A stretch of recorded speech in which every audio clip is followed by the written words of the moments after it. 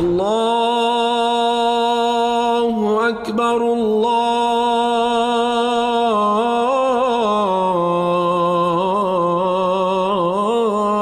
أكبر. Assalamu alaikum and welcome to the Islamic Center at New York University podcast, coming to you straight from the heart of New York City. We're building an amazing Muslim community here at ICNYU where everyone is welcomed and respected no matter where you're from or where you're at. This is the place to be. So open your ears and your heart and come along with us on another life-changing journey. Bismillah. أعوذ بالله من الشيطان الرجيم. بسم الله الرحمن الرحيم. الحمد لله رب العالمين ولا حول ولا قوة إلا بالله العلي العظيم والصلاة والسلام على أشرف الأنبياء والمرسلين وعلى آله وصحبه أجمعين ونشهد أن لا إله إلا الله وحده لا شريك له ونشهد أن سيدنا مولانا محمدا عبده ورسوله. In the name of Allah, the gracious, the merciful, all praise is due to Allah, the Lord of the universe, the master of the day of judgment. I bear witness and testimony to the oneness of Allah, to His magnificence, His omnipotence, His might, His glory, to His being the creator and sustainer of all things, the giver of life, the guider of hearts, the master of the day of judgment. And I bear witness to the fact that Muhammad ibn Abdullah sallallahu alayhi wasallam is His servant and final messenger. May the peace and blessings of Allah be upon him and upon all those who choose to tread in his path until the last day. On one occasion, a man by the name of Sayyid ibn Zayd comes to the Prophet sallallahu alayhi wasallam and he asks him, Ya Rasulullah, what is going to be the state of my father who passed away from this world before the Prophet started preaching this message of Islam? And to understand this man, Sayyid ibn Zayd, his father is a man by the name of Zayd ibn Amr al-Nufail. And Zayd ibn Amr al-Nufail, he lives in a Meccan society in which inequity and oppression is something that exists at a deeply systematic and structural level, nor different from the society in which you and I live in, rooted in a deeply entrenched anti-blackness. And this man Sayyid ibn Zayd, when he comes to ask of his father, Zayd ibn Amr al-Nufail, the Prophet ﷺ, his response is indicative of just truly how courageous this man was in that society that is inequitous. The part of his practice was in that Meccan society. For example, when female infanticide was practiced, men wanted to have sons in order for lineage to have longevity. This man Zayd, he would go to the fathers who were willing to bury their daughters alive in that pre-Islamic Meccan Arabia and would say, let me look after them if you don't want to care for them. He was defined as somebody who never committed any type of consumption of something that was sacrificed to an idol in any capacity.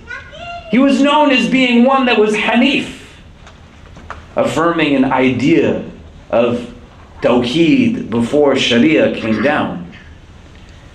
And when his son is now asking the Prophet ﷺ, what's going to be the situation of my father in the world beyond this one? Our Prophet ﷺ, he says that on that day, when every individual will stand behind the one that they claim to be a follower of, the Ummah of Moses, peace be upon him, will stand behind the Prophet Moses, Musa alayhi salam. The Ummah of Nuh, the Ummah of Dawood, each and every prophet of God will have their followers behind them. Their Ummah will stand behind them. He says, on that day, your father will stand as a Ummah, a nation unto himself. A dignity reserved for one who is willing to take on societal inequity, societal oppression. May Allah make us from amongst those whose Islam brings benefit to the society we are in. We have everybody please move in close. The sisters, if you can fill in the space behind you. As I mentioned before we started, The air conditioning is broke on the 4th floor, and we want to create as much space up here as we possibly can. We'll still have the live stream going, but we want to ensure that as many people can fill up here where the AC is working. They're working on it downstairs. Make dua for the people who maintain the building. They do a lot for us, right? We come in here and there's a clean place for us to pray. It's a gratitude that sometimes goes unnoticed. May Allah bless them for their efforts. We want to think about this because quite often our approach to understanding justice within the framework of our tradition gets impacted by secularized notions of justice. Social justice in and of itself is a concept that exists within Islam as a tradition in our religion. And this is not a religion that divorces spirituality, religion, and ethics, but it synergizes them as three necessary components. That you are not somebody who simply performs ritual and that's what makes you Muslim. Islam is not just something you do by name, but it's a reality that you have to adopt, inward and outward. And when we think about this in the framework of justice, the secularization aspect to it comes quite often not when we fail to understand that there's elements of societal justice, but when we understand those as being the only form of justice that exists. In this religion, there are three broader frames to which we understand rights. And the Prophet ﷺ, he said in the hadith, "Inna Allah katab al-ihsan ala kulli shay," that Allah Azza wa Jal has written ihsan, this thing of honoring the rights, living in such a way where you understand that Allah sees you. And although you cannot see Him, you understand that He can see you. And those three frames inform one another very deeply in this notion of honoring the rights of all of creation. Not just those who share faith with you. Definitely not just those who share race with you, or class with you, or culture with you. You are a good practitioner of this religion. You are a good practitioner of any religion. It should bring you to take on societal illnesses and ailments. And if your practice of religion does not do so, what's the point of your religion? Especially on a day when we have many children to be part of our Jama'ah today. It's our blessing. We want to think about what it is that we actively leave behind for those that come after us. And this is a deen that's rooted firmly in principles, ethics, values. Not something that embraces religion as a sociological identity variable. You don't inherit this faith. You have to be able to explain why you are Muslim. You have to be able to explain why it is that you believe in the Quran. And these three things become pivotal in understanding. The primary set of rights are the hukuk of Allah. That we don't understand social justice independent of this understanding that God has rights over us. The primary base of that right is a belief in the divine.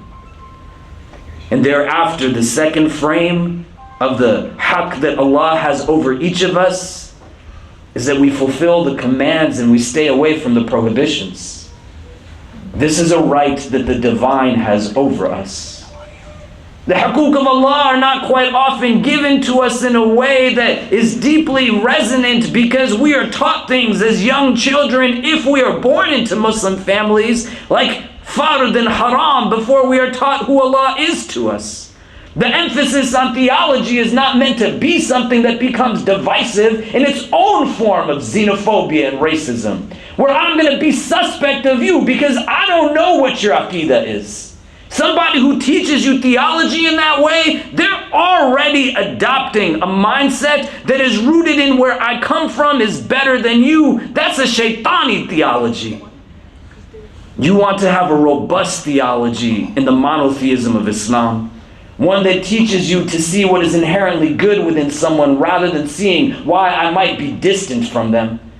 To be in a way where you adopt the legacy of the Prophet ﷺ, who was meant to be a convener of all people, not a person that pushed people away. The Jamia as a masjid was an institution that was so unique within a Meccan society. A place where every person could come. That was the masjid of Muhammad ﷺ.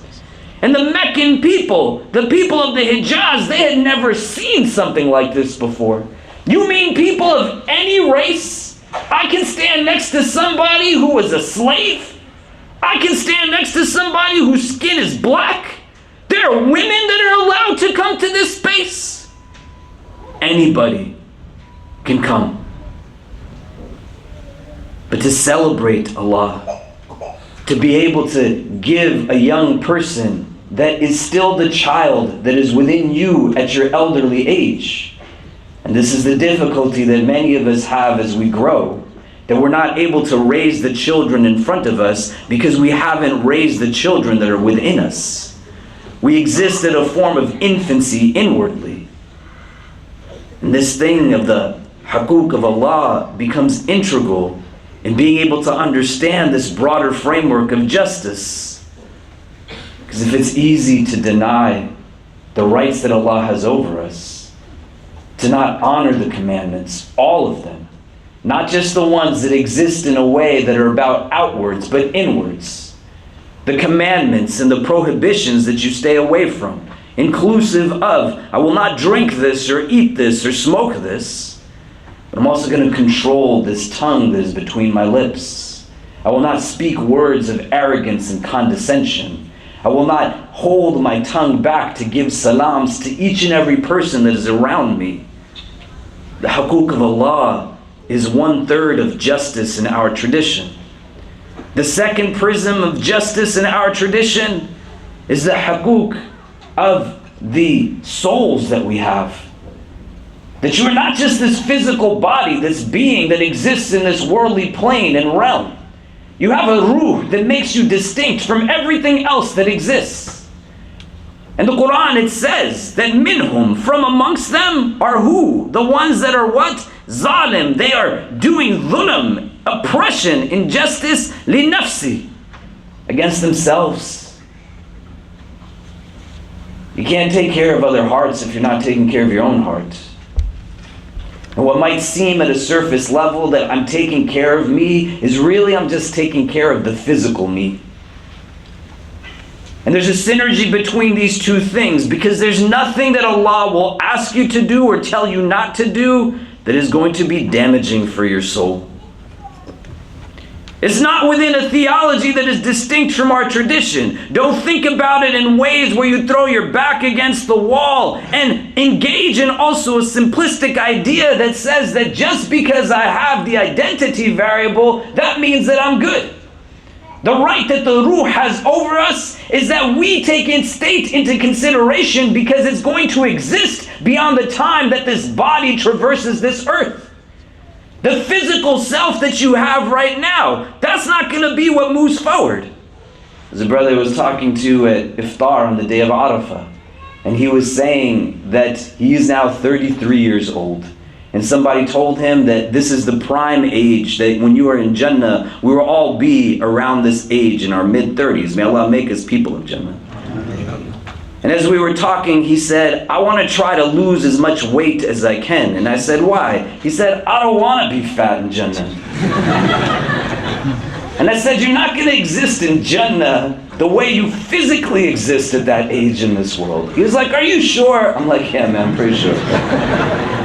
He said, I'm going to eat whatever I want to. The state of which is primacy is not the physical body state. The state of which is maturity of the inward. Your mental faculties, your emotional capacities, your spiritual competencies, in addition now to a physical self. But when you are bombarded by a dunya that tells you that the only aspect of success is that you acquire whatever it is that it gives to you, and this is Quran, al-hakumut takathur, you're going to be distracted by the piling up of things that are materialistic. Hatta zurtamul maqabir, until you go and you make ziyarah, you visit, you go to the graves. May Allah grant us peace in our graves. But these are two parts of justice, because you are in this tradition engaging in inequity against yourself if you are not taking into consideration the state of you that is going to move beyond this worldly plane of existence. If you pass on to your children that the only thing that that makes sense is what it is that they acquire in this world. You are doing dhulm against yourself. You only let them interact with people that come from their same culture. When they get to the age of most people that are the average median age of people in this room, and you tell them they can only marry people from your same cultural background, if you only eat meals with people who share class with you, what are you doing to your ruh? If you've never spent some time with somebody that you share similar values with, do you even know what you believe in? And if somebody asks you, why do you choose the choices you choose? Could you say that you make decisions through your heart, or could you say that I make it at the expense of my heart? These two frames of justice are integral to be able to embrace and understand in the broader framework of societal justice. And what the world tells you quite often in a society that is secularized, not because it is godless, but because it also tells you that this is it. This is the only thing that you are going to have ever. So dress whatever you want to dress in, because that's what it's going to be about. Getting the validation of a society that makes you think that somehow you're not good enough until your skin is as light as everyone else's. Live in such a way where you develop insecurities and anxieties, because they're going to tell you again and again that contentment is not your goal. Fleeting happiness that is rooted in just buying and purchasing and buying and purchasing and buying and purchasing. No, man. Your Prophet ﷺ, his companions would shed tears when they saw the way he lived in this world. Arising from a mat with all kinds of marks on his back, and they would say, Ya Rasulullah, the kings of the Romans and Persians, they live in opulence and luxury. How is it that we can see you in this state? Let them have this dunya. Our Prophet lived for something bigger than just this world. Following that sunnah, an idea that this is an important place, but its importance is proportional to what comes beyond this. May Allah make us all people of paradise. This is what the right of the ruh has. That you understand that it actually exists. That it's something that moves forward from your place in this world. The body is just going to return. I wasn't here last Friday because a dear friend of mine passed away. May Allah grant him peace. And we literally put him into the earth. And this is what it is. If you've never been to a burial, you should go.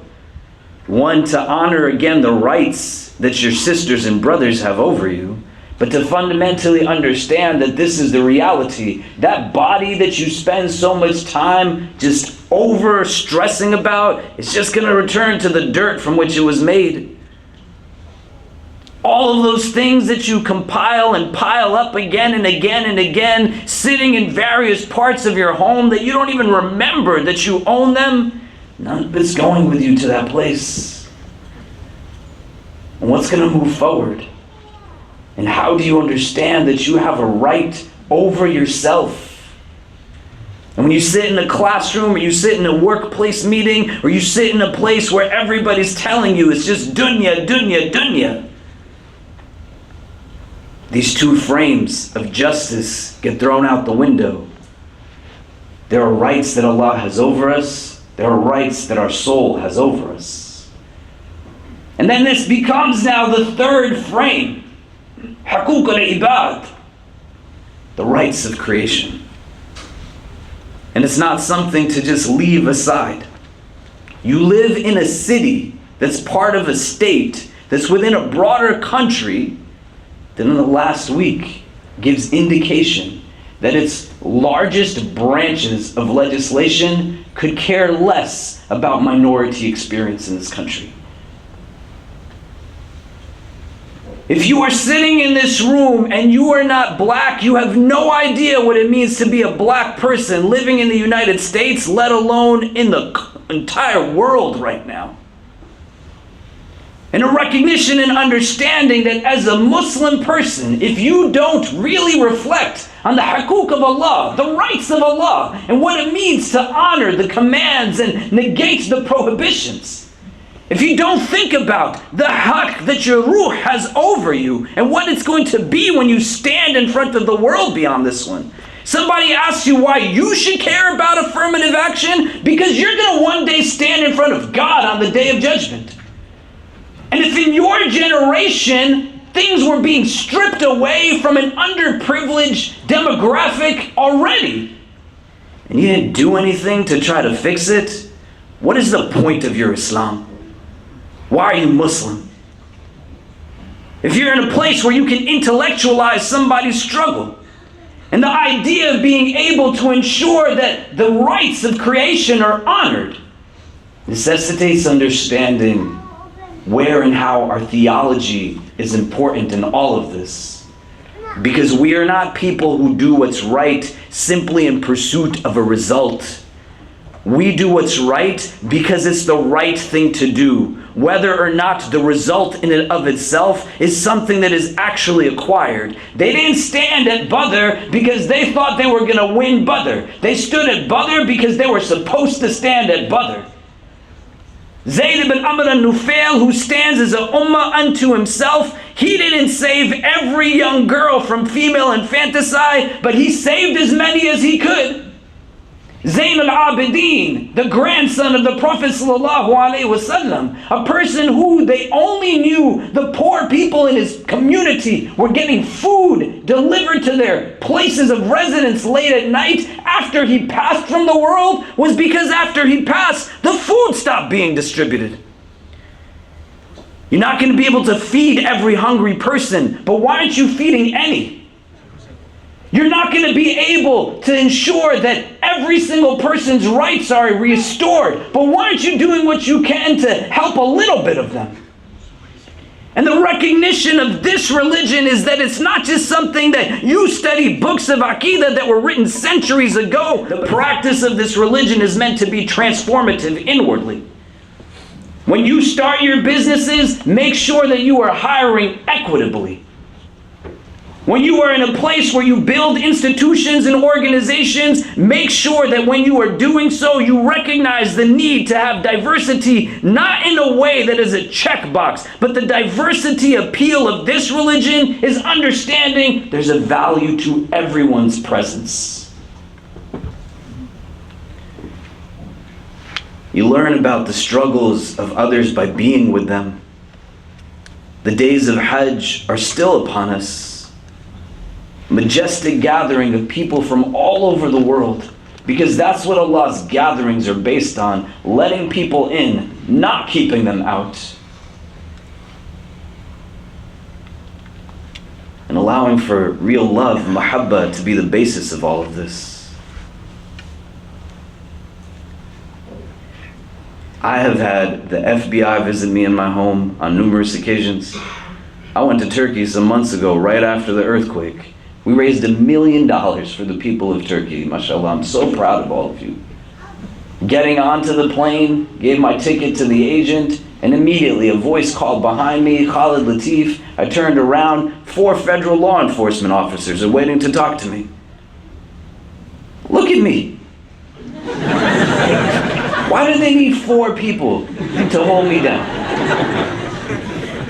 It's not physical shackling, it's a psychological shackling. And my belief in Allah and my belief in what comes next is going to keep me standing where I'm standing.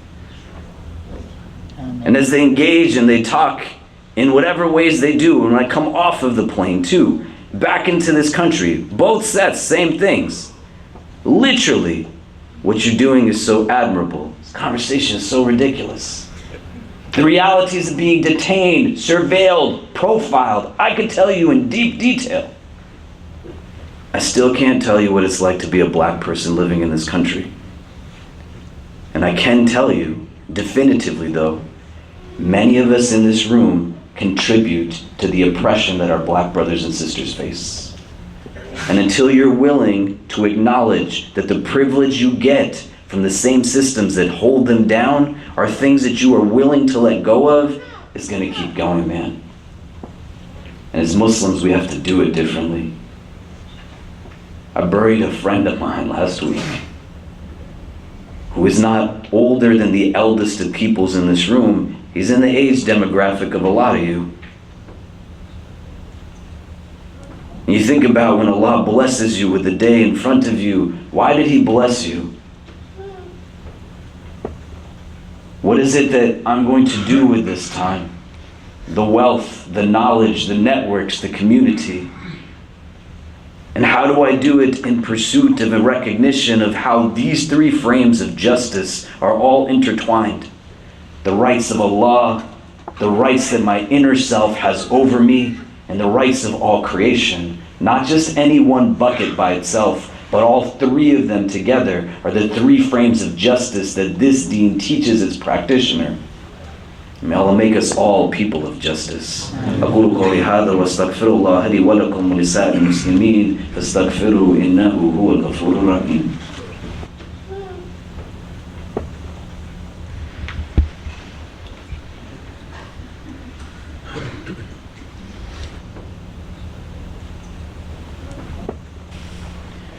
إن الحمد لله نحمده ونستعينه ونستغفره ونؤمن به ونتوكل عليه ونعوذ بالله من شرور أنفسنا ومن سيئات أعمالنا من يهده الله تعالى فلا مضل له ومن يضلل فلا هادي له ونشهد أن لا إله إلا الله وحده لا شريك له ونشهد أن سيدنا مولانا محمدا عبده ورسوله.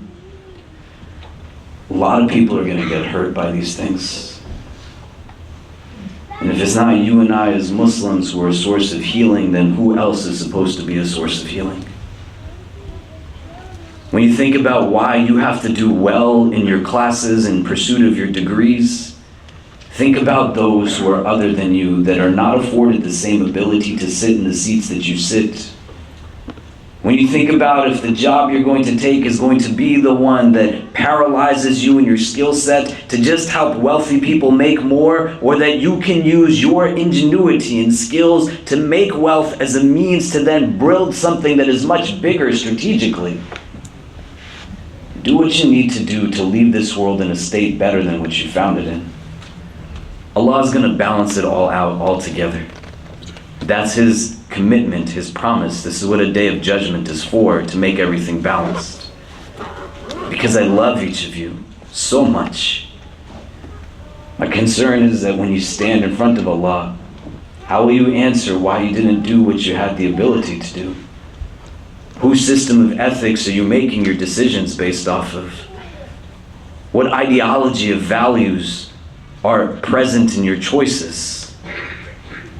On this Mubarak day of Jumu'ah, remember who your teacher is, sallallahu alaihi wasallam. A man who demanded justice for others, even when he didn't ask for justice for himself. A man who for 23 years did not stop.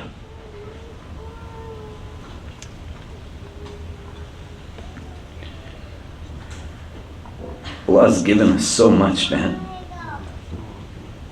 Let's use it in the way that He intended for us to use it for.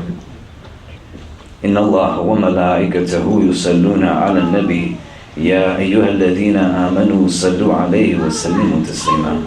Allahumma salli wa sallim wa barik ala Sayyidina Muhammad fil awwalin wa fil akhirin. اللهم صل وسلم وبارك على سيدنا محمد وعلى آله وصحبه وبارك وسلم يا أرحم الراحمين. اللهم إنك عفو كريم تحب العفو فاعف عنا. يا مقلب القلوب ثبت قلوبنا على دينك. اللهم اجعلنا من المخلصين. اللهم اجعلنا من المخلصين. اللهم اجعلنا من المخلصين. We begin this supplication in your name, Ya Allah. Beseech you to send your choicest salutations upon your most beloved sallallahu ta'ala alayhi wasallam.